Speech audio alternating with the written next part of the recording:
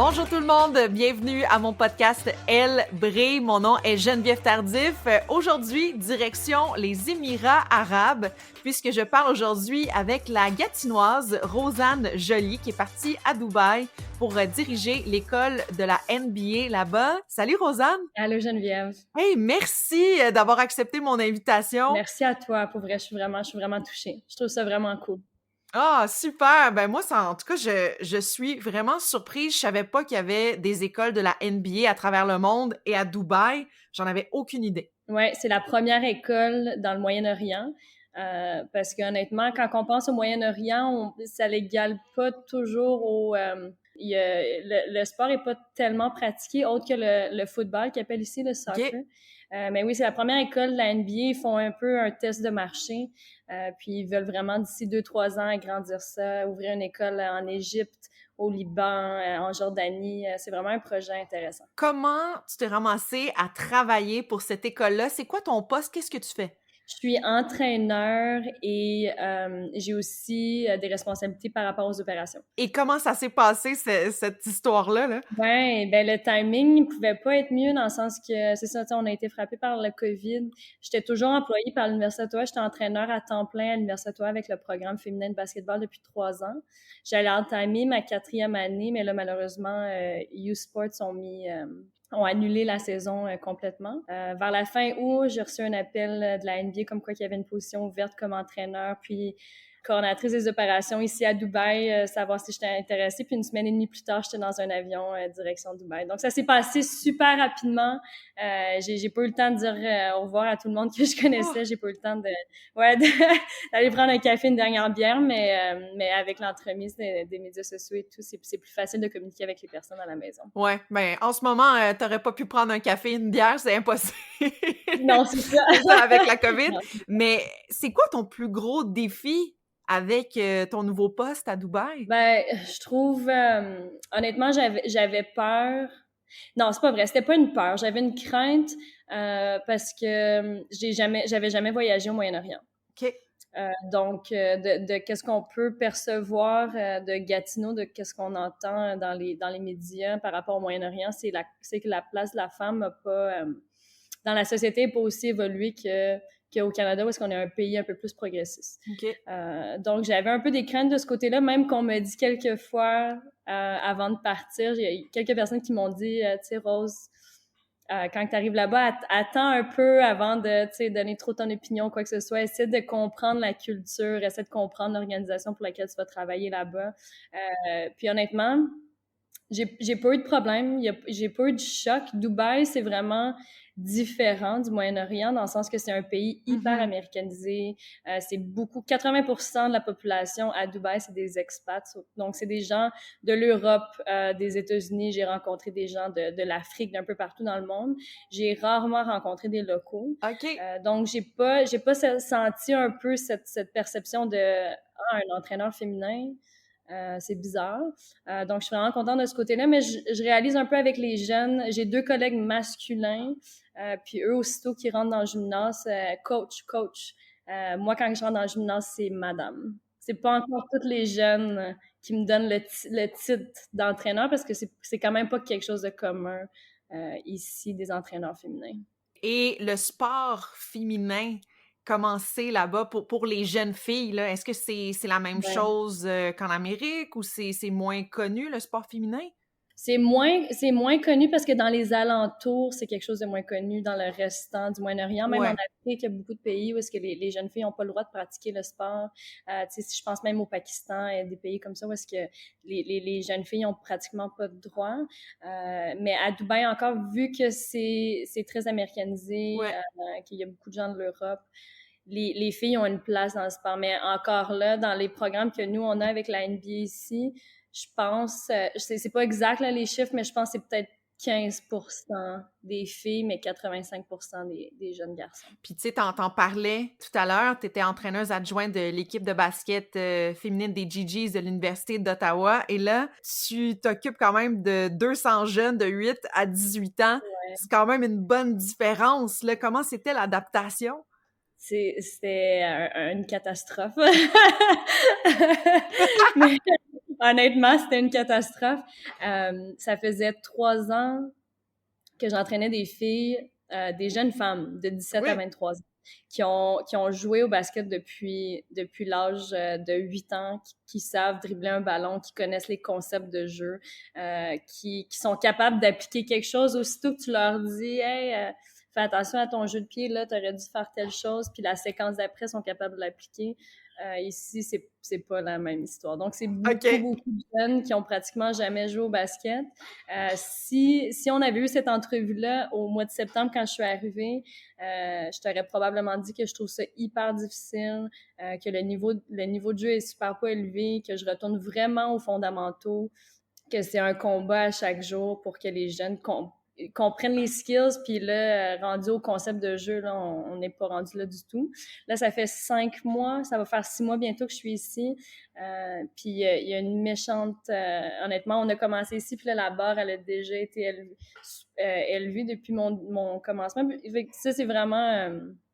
pour moi, c'est une victoire. Je trouve ça cool qu'en l'espace de peu de temps, les jeunes ont vraiment fait une progression. Puis on est capable de le voir parce qu'à chaque jour, on accueille des nouvelles personnes qui veulent faire partie de nos programmes. Donc, on peut voir la différence entre les jeunes qui arrivent, qui ont jamais dribblé un ballon, avec les mêmes jeunes qui, 5 mois passés, n'étaient pas capables de dribbler un ballon, puis qui ont fait une grande progression.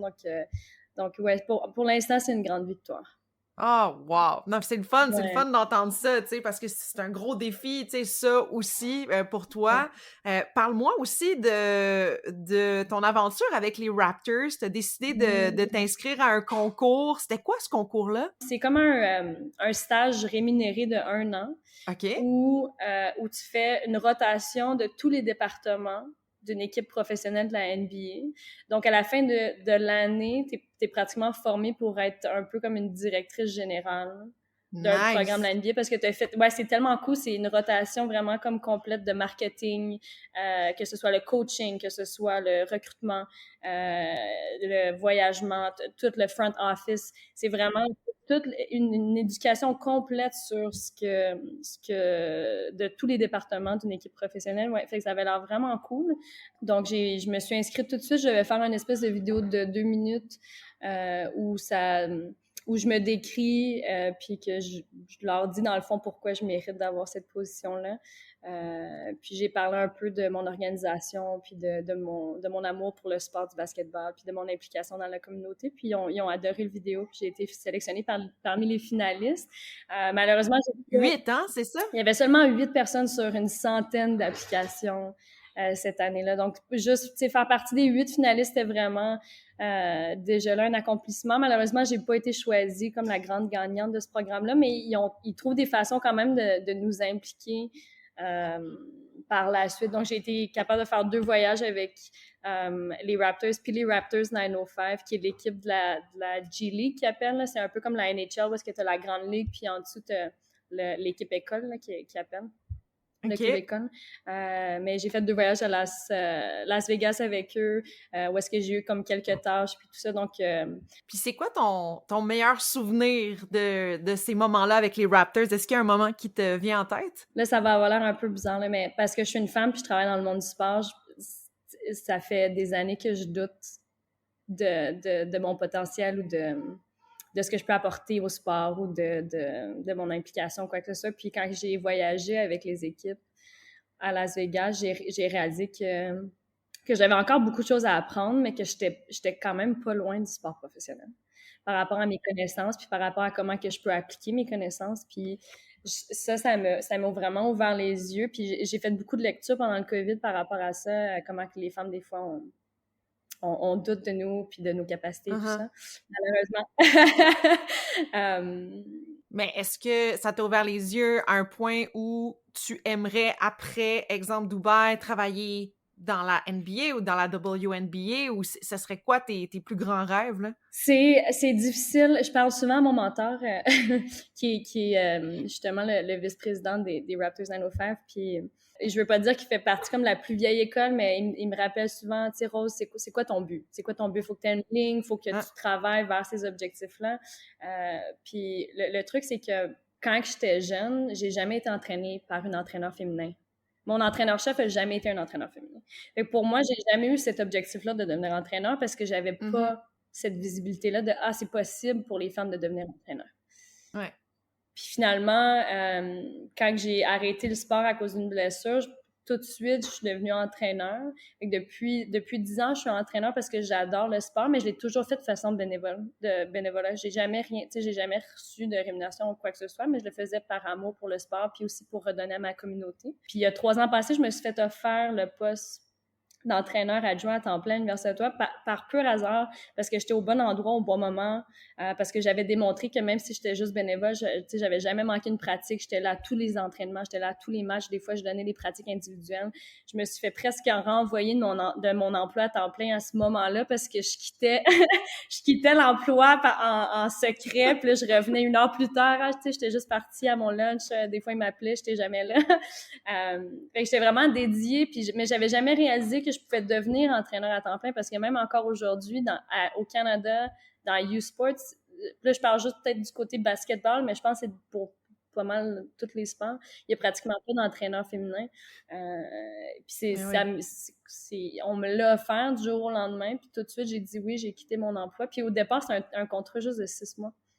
Puis j'ai quand même tout laissé tomber pour ça parce que c'est vraiment un amour pour le sport. Puis encore là, tu sais, les Raptors, c'était par pur hasard. C'est quelqu'un qui m'a envoyé un message sur Instagram, mais j'ai jamais rêvé quand j'étais jeune de vouloir être entraîneur dans la NBA ou dans la WNBA. Mais je le vois que c'est possible. Fait que c'est certain que c'est un objectif pour moi, mais tu sais, je vais être satisfaite si ça l'arrive, mais peut-être qu'il y a autre chose qui m'attend, puis je laisse les portes ouvertes, puis c'est comme ça que je vis ma vie depuis quelques années. Ça frustre mon mentor énormément, mais en ce moment, c'est comme ça que j'ai le goût de vivre ma vie, puis écoute, s'il y a quelqu'un qui trouve que je mérite d'avoir une position puis qu'on me le suggère, mais je vais sauter sur l'occasion, c'est sûr. Absolument. Est-ce que tu as des modèles, des inspirations? Tu sais, je pense à Becky Hammon. Est-ce qu'il y en a d'autres, tu sais, qui te viennent en tête que tu te dis « Ah, tu sais, ces femmes-là m'impressionnent, tu sais? » Ouais. Ben, Becky Hammon, c'est sûr. Mais plus que je vieillis, moins j'y crois. Mais pour moi, c'est difficile de mettre quelqu'un sur un piédestal qui est plus jeune que moi. Il y a une jeune femme qui a été nommée entraîneur adjoint des Raptors l'année passée. Puis elle a seulement 26 ans. Puis là, en ce moment, elle est avec le Raptors 905. Ouais, puis elle fait une job impeccable. Elle est super respectée. Le choix de la mettre, elle, comme entraîneur adjoint a été hyper critiqué parce que, justement, genre, c'était peut-être un manque de... Elle a un manque d'expérience. Elle a seulement 26 ans. Est-ce que c'est juste un coup de marketing parce que, justement, on essaie de pousser les femmes dans le sport? Est-ce que les Raptors ont vraiment utilisé ça juste pour... embellir leur image, puis tout ça, mais finalement, elle fait une excellente job, c'est la preuve que, justement, tu sais, on a quand même notre place dans le monde du sport, mais j'ai pas beaucoup de... Les gens qui m'inspirent en ce moment, il y a pas beaucoup comme d'entraîneurs, puis c'est pour ça que je me dis, tu sais, c'est peut-être pas la lignée dans laquelle je me lance, parce que ma plus grande inspiration, c'est une jeune femme qui vient du Pakistan, je sais pas si tu connais son histoire, mais elle s'appelle Malala. Oui! J'ai lu son livre en 2015-2016. Ma meilleure amie m'avait offert son livre pour mon anniversaire. J'ai lu son livre. Je suis tombée en amour avec son histoire. Tout ce qu'elle a vécu, comment son père l'a supporté, les combats qu'elle a dû vivre seulement parce qu'elle croit à l'éducation, puis les jeunes filles dans son pays n'ont pas le droit à l'éducation. Mm-hmm. Ben justement, je m'en venais à ça. Parle-moi de Basket Plus. Ouais, ça me rend triste parce que le dernier projet, là, on a dû le mettre sur pause dû au COVID. Mais Basket Plus, je vais essayer de garder ça court parce que quand j'en parle, des fois, je me lance dans quelque chose puis je suis pas capable de m'arrêter. Mais en gros, quand j'ai arrêté de jouer au basketball, c'était pas par choix. C'était une grande blessure au genou, une déchirure du ligament croisé. Donc, opération et tout, ça m'a mis fin à ma carrière. Puis toute ma vie, jusqu'à ce moment-là, les décisions que j'avais prises, c'était toujours par rapport au basketball. Tu sais, j'ai étudié au Collège Nouvelle-Frontière parce que c'était le meilleur programme de basketball dans la région, pas parce que c'était nécessairement la meilleure école privée de la région. Tu sais, j'ai décidé d'aller à l'Université d'Ottawa parce que c'était un des meilleurs programmes féminins de la région à ce moment-là, mais je suis pas allée à l'Université d'Ottawa parce que c'était le meilleur programme de ci, tu sais. Fait que quand j'ai dû arrêter de jouer au basket, pour moi, c'était un gros choc, remise en question, identité, tout ça. Donc, je me suis mis à faire du bénévolat au lieu, commencer à faire du coaching, commencer à trouver des opportunités justement de commencer à voyager parce que j'avais pas eu l'occasion, vu que j'avais été vraiment... Ouais, avec le sport, on n'avait pas le droit, on n'avait pas la chance de le faire, on n'avait pas le temps. Fait que là, je me suis dit, OK, ben je vais commencer à le faire. Puis pour moi, la meilleure façon, c'était de faire du bénévolat parce que tu rencontrais des gens là-bas. Fait que j'ai commencé à le faire de façon locale. Tu sais, des fois, j'allais à Montréal, des fois, j'allais à Toronto. Là, après ça, j'étais allée à Edmonton pour les Jeux FIBA. J'avais été team liaison. J'avais été, dans le fond, la gérante d'équipe de l'Argentine pendant 2 semaines. J'ai vécu une expérience de fou. C'était vraiment cool. Ouais, c'était tellement cool. Je suis encore en contact avec elle. Ça, c'était comme en 2013. Tu sais. Puis là, une fois que j'ai vécu ces moments-là, j'ai décidé que j'avais le goût de le faire de façon à l'extérieur du Canada parce que j'avais jamais voyagé en Europe, j'avais jamais voyagé nulle part. Puis à ce moment-là, je cherchais des organisations canadiennes qui faisaient du travail à l'extérieur.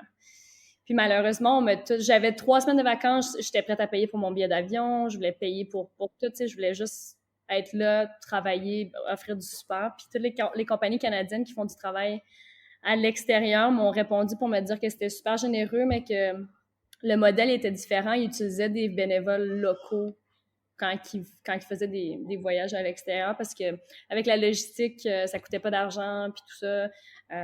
C'était plus simple pour eux. Fait que j'étais super déçue, mais en même temps, je reçois un message sur LinkedIn. Encore d'une façon... Ouais, c'est ça, c'est vraiment comme par pur hasard d'un homme. Puis là, ça va avoir l'air fou quand je compte cette histoire-là. Des fois, le monde sont comme... C'est normalement bizarre. Mais c'est un homme qui vient du Togo, qui est un des plus petits pays en Afrique, juste à côté de la Côte d'Ivoire, qui a étudié à Paris, qui a fait sa maîtrise en gestion du sport, je crois, à Paris, puis qui est retourné au Togo parce qu'il voulait redonner à son pays. Il est parti à une organisation à but non lucratif, justement, pour supporter les jeunes dans le besoin par l'entremise du sport. Puis il avait choisi le basketball parce que pour lui aussi, le basketball, c'est sa passion. Donc, il construit des terrains de basket dans des nouveaux villages. Il entraîne des entraîneurs pour devenir des entraîneurs de basket, mais aussi des entraîneurs de vie, tu sais, supporter les jeunes, s'assurer que les jeunes vont à l'école. Si les jeunes ils vont pas à l'école parce que les parents ils ont pas de sous, ils offrent des bourses. Puis là, après ça, ils ont la chance même de jouer pour l'équipe locale, de voyager d'un village à l'autre parce que les jeunes, ils ont pas les moyens de le faire. Fait qu'il m'a envoyé un message, il me disait, écoute, j'ai vu tes médias sociaux parce que à ce moment-là, j'étais encore un peu active sur les médias sociaux, moins que je l'étais, mais à ce moment-là, j'étais vraiment beaucoup active. Puis il avait vu mon compte Instagram, il avait vu mon compte Twitter. Il m'a envoyé un message sur LinkedIn parce qu'il avait dit que ça ferait plus professionnel. Puis il a dit, écoute, je pense qu'on a une passion similaire. Voici ce que je fais. Il m'a envoyé une vidéo. Puis c'était tellement un beau vidéo, tellement différent. Tu sais, j'avais jamais voyagé en Afrique. Puis les vidéos qu'on voyait de Vision mondiale, où est-ce que les jeunes... tu sais, ils crèvent de faim, ils sont super minces, la musique est triste. Lui, c'était complètement différent. Tu sais, les jeunes, il y avait du fun, c'était des sourires, ils jouaient au basket. Puis tu voyais les jeunes, tu sais, les vêtements déchirés, il n'y avait pas de chaussures, mais il y avait une chose en commun, puis c'était rassembleur, puis c'était touchant. Fait que tout de suite, j'ai répondu, j'ai dit, hey, moi, je suis partante, c'est quoi que tu as besoin? Fait que 3 mois plus tard, j'étais dans un avion pour visiter ces programmes. J'étais là pendant 2 semaines, j'ai trouvé ça vraiment cool. J'ai trouvé ça super beau ce qu'il faisait. Puis là, je suis revenue à la maison, puis je me suis trouvée super égoïste d'avoir fait ce voyage-là parce qu'un billet d'avion Montréal-Togo, je pense que ça m'avait coûté comme 1200 $. Tu sais, j'étais là juste comme observatrice pour vivre un moment. Quand le 1200, tu sais, j'aurais pu juste lui donner comme don, puis il aurait pu donner plus de mes études, il aurait pu faire plus de trucs pour ses programmes. Fait que tout de suite, c'était du brainstorming avec mes mentors à ce moment-là, puis je voulais vraiment faire quelque chose, je voulais vraiment faire une différence. Sur le coup, il m'avait dit, ben écoute, sois une ambassadrice pour le programme, mais ça fonctionnait pas parce que, tu sais, j'allais cogner aux portes, ben pas littéralement, mais tu sais, c'est comme si je cognais aux portes puis je disais, hey, donne-moi ton argent, je vais l'envoyer au Togo. Les gens sont comme, c'est quoi le Togo? Fait que, tu sais, c'était pas possible. Puis c'est là où est-ce que j'ai pensé à Basket Plus.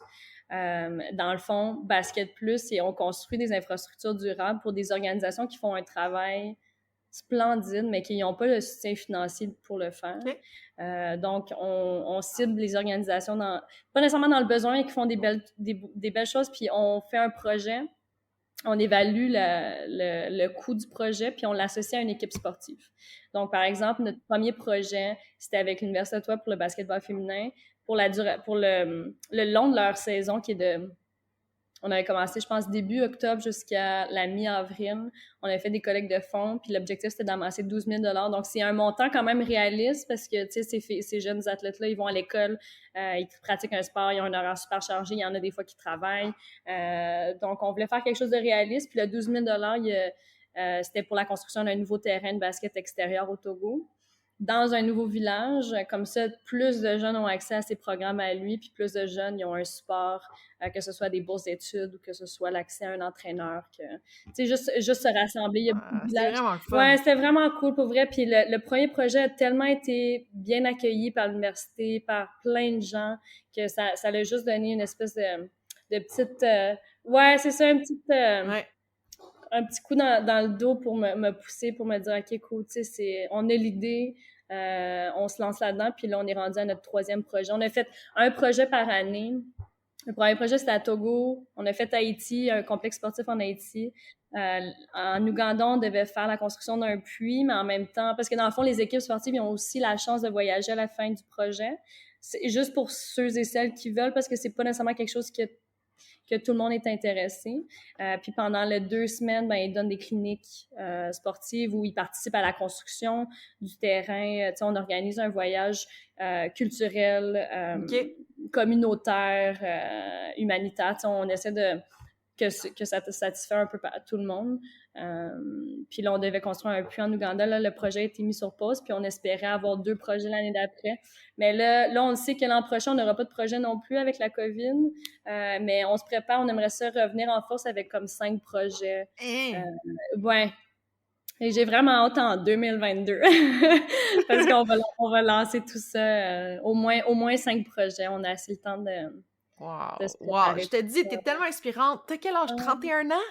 31, ouais. Ça n'a pas de bon sens. Je te dis, c'est tellement... Moi, en tout cas, tu m'inspires. J'ai envie de participer à tes projets. J'aimerais ça qu'on se reparle en 2022 pour... Ah, c'est sûr. Ouais. Mais je vais avoir besoin d'aide, c'est sûr, là, des gestionnaires de projets. Ah non, c'est ça. Puis, je te dis, ton parcours, tout ce que tu fais, je te remercie vraiment beaucoup. Et là, il est quelle heure, là? On se parle, c'est quoi la différence entre Dubaï et Montréal? Il est 9h le soir, c'est 9 heures de différence. OK, 9 heures de différence. Ben là, je vais te laisser te coucher, te reposer, et je te remercie beaucoup pour cette entrevue. Merci à toi. C'est super inspirant aussi ton show, j'adore ça. Encore une fois, une super belle entrevue, une belle rencontre avec Rosanne Joly à Dubaï. Je la remercie encore. Un beau moment avec elle. La semaine prochaine, je vous réserve une surprise. Je vous dis pas d'indice. Je vous dis juste qu'il va y avoir une surprise la semaine prochaine. Alors, merci encore une fois d'écouter Elle brille et on se revoit mardi prochain. Bye tout le monde!